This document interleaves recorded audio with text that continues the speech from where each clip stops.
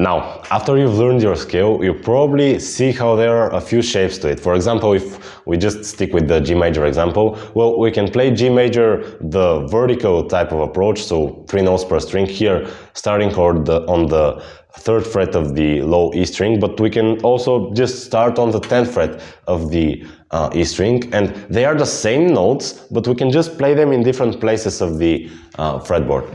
Now, why is it actually useful? Why do I bring that up? Well, a shape, like a position of the scale, is called a mode. So, depending on which note you start, you are playing on different mode. I'll explain that in practical terms. If we're starting on the first note, so the first note is the root or G. If we're starting on the G major scale, starting on a G note, well, we're just playing the first note. If we're starting, for example, on the 3rd note, which is the 3rd note, you probably have already learned that it's a B note. So if we play the G major scale, but just starting on a B note, not starting from a G, but starting from a B, well, the B is the 3rd note of the scale. So we are playing the 3rd mode. If we start, for example, on E, which is the 6th note of the scale, well, we are playing the 6th mode of the scale. So put very simply, the number of the note is the same number as the number of the mode. So they all have these weird names that you have to memorize. For example, the first mode is called Ionian, or just the major scale, if we're talking in terms of major scale.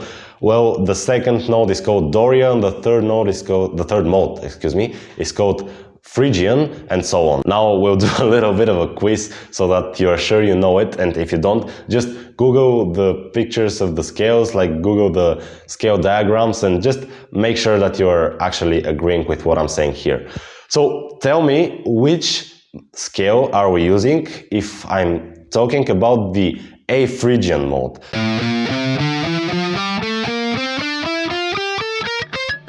So what I mean by A Phrygian is that the A note, because A Phrygian, the A note is the 3rd note, because Phrygian is the 3rd mode. So A is the 3rd note of which major scale? Well, it's the F major scale.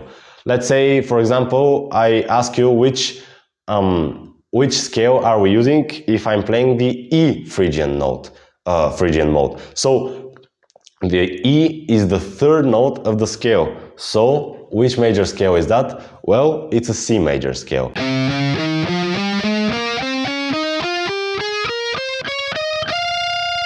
And actually try to do a little bit of a quiz yourself, like ask yourself, well, if I'm playing F sharp and it's in Phrygian, or it's the 2nd mode of the scale and I'm starting on F sharp, which is the scale? So just F sharp, but this is the 2nd note of the scale, so we go 1 note lower. Well, it's just an E note, an E major scale. Okay, now here is the cool part. You need to memorize the shapes, but after you've done them, you can sound so much more professional. Here the modes and the last notes are really the accent of this video, and I really want to make this clear to you. So the way to actually get different feels in our solos, because if we just play the major scale over and over again, yeah, we can sound cool, like we can shred, but there won't be any kind of feel that the listener gets when they listen to our solo or our improvisation. So, for example, if we want to sound mysterious, we'll play the Phrygian mode. This is why the Phrygian mode is used for sounding mysterious. It just has that feel. Now, how do we actually sound mysterious, say in G major? Well, we play the G Phrygian mode. So we're actually doing a different scale, right? Because G Phrygian is not G major. Well, actually, when you think about it, G Phrygian is E flat, so just a D sharp major scale. So we are using the D sharp major scale over G major, but you don't need to think of which is the actual scale. You just use G Phrygian over G major, and because you are using different notes, they'll bring a different feel to it, like they're almost well, they are out of key notes, but because you're not accenting them, they'll just add up to the feeling, and the notes that are in the same scale, so there are notes that are in G Phrygian but also in G major, so these notes are the notes that we have to accent, and they will actually make the listener like our solo, because it's not out of key, but the little details that are out of key will make the solo sound mysterious. So if we want to sound mysterious in G major, we'll play the G Phrygian.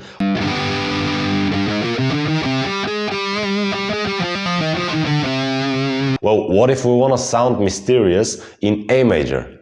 Well, we'll just play the A Phrygian. Or maybe what do we do if we want to sound mysterious in D flat major? Well, we'll just play the D flat Phrygian. So whatever scale you're doing right now, like whatever key, the major key, we'll just play the whatever note plus Phrygian. So A Phrygian, G Phrygian, D flat Phrygian, whatever that note is, just use the word Phrygian after it and you can Google the scale diagrams if you haven't remembered them already. How did I know that Phrygian sounds mysterious? Well, this is a characteristic of the mode, like the third mode of every single scale sounds mysterious, and you have to really just learn them by heart. I can't give you like a formula or just a rule to follow here. It's just learning by heart, and it doesn't really take that much time. But just the way to do this is start saying, yeah, I'm improvising over G, I'm doing the question phrases, the answer phrases, and so on. But today I'll just try doing some little things in G Phrygian.